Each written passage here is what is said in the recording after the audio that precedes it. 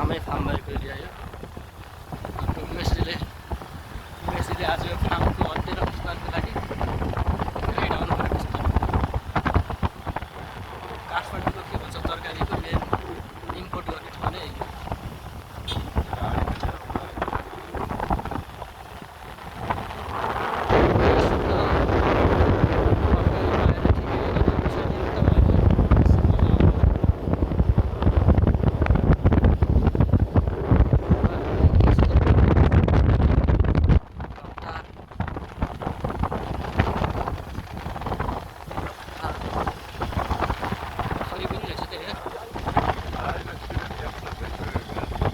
त्यस्तो के भन्छ एक्सिडेन्टै गर्न परेन।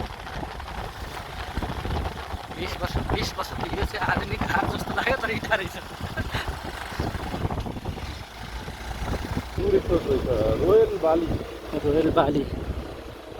रोयल बाली रिजोर्ट उत्कृष्ट एकदमै उत्कृष्ट ठाउँ। ब्रेक नाग्दह आइसकेका छौँ हामी। पर्यटकीय एकदमै सम्भावना रहेको छ यो तालको। नामै नाग्दह भनेपछि हिन्दू धर्मको लागि नआइ नहुने कुटेपारी रेस्टुरेन्ट छन्, रिजोर्ट, अपार्टमेन्ट, हाउसिङ सब छ यहाँ। सबै कुराको सुविधा भएको नाग्दह धापाखेलमा रहेको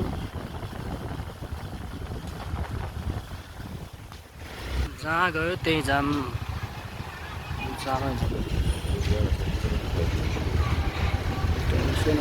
टेन्सन र गन्तव्यमा अझै पनि जाम परेको छ। अब ट्रकवालाले एकदमै हेभी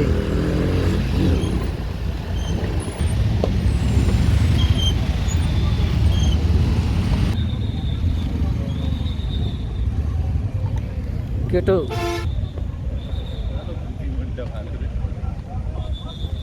अलगै लेभलका भन्दा नै अब हामी आओ जल्दी यार।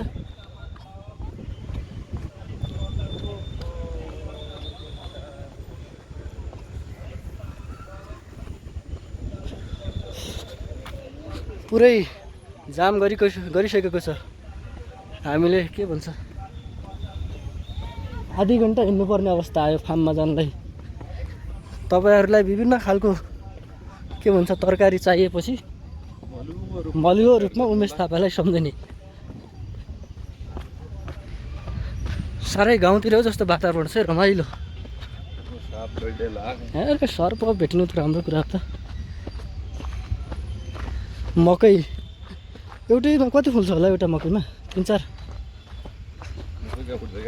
नै हाम्रोतिर त धेरै फल्छ नि। यहाँ कति 8-10 भनेपछि एउटै बोटले 10 रुपियाँ परेपछि 100 रुपियाँ।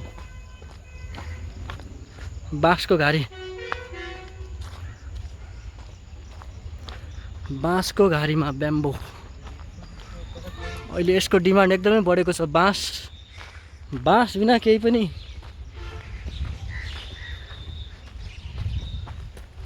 हरेक शुभ अशुभ कार्यमा बाँसको प्रयोग भइरहेको छ आजभोलि। हिँड्नु पर्ने धेरै छ फार्ममा।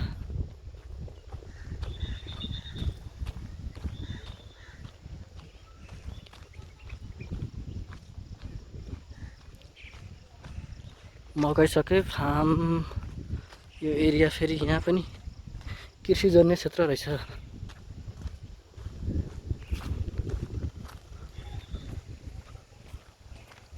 खोले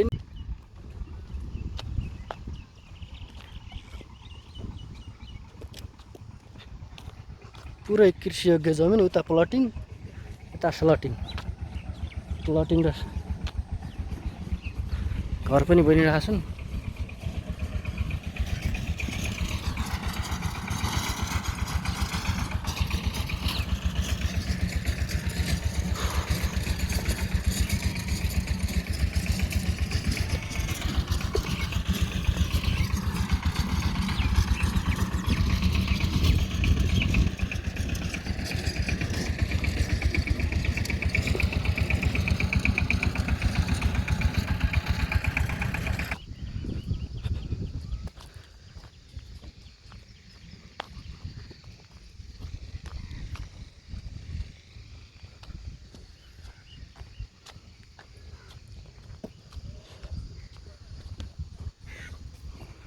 काग कराउँदैछ, पिना सुक्दैछ।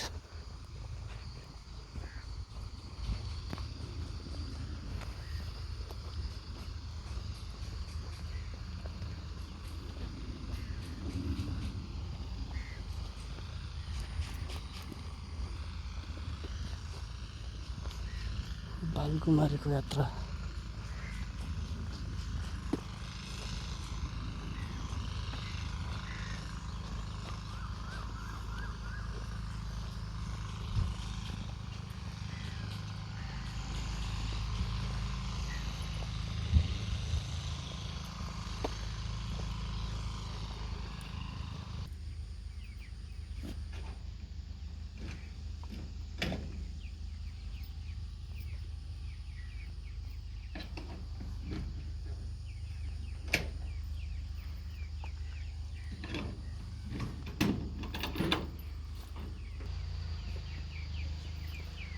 फार्ममा रहेका के भन्छ नि टमाटरहरू,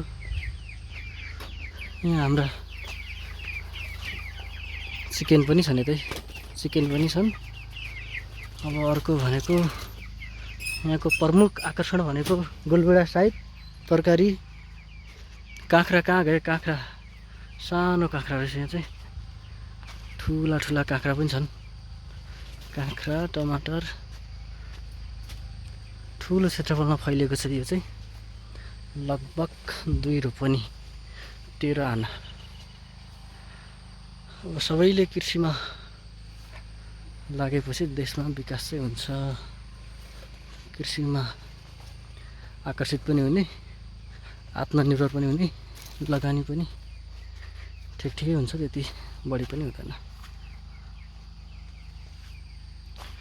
अब हामी एकछिन यहाँ भएका टमाटरको अध्ययन अनुसन्धान के लाउनु पर्ने हो, के विषादी हाल्नु पर्ने हो त्यो हेर्छौँ। टिप्ने मान्छेहरू आउँदैछन्, अहिले हामी बोलाइसकेका छौँ। ए मा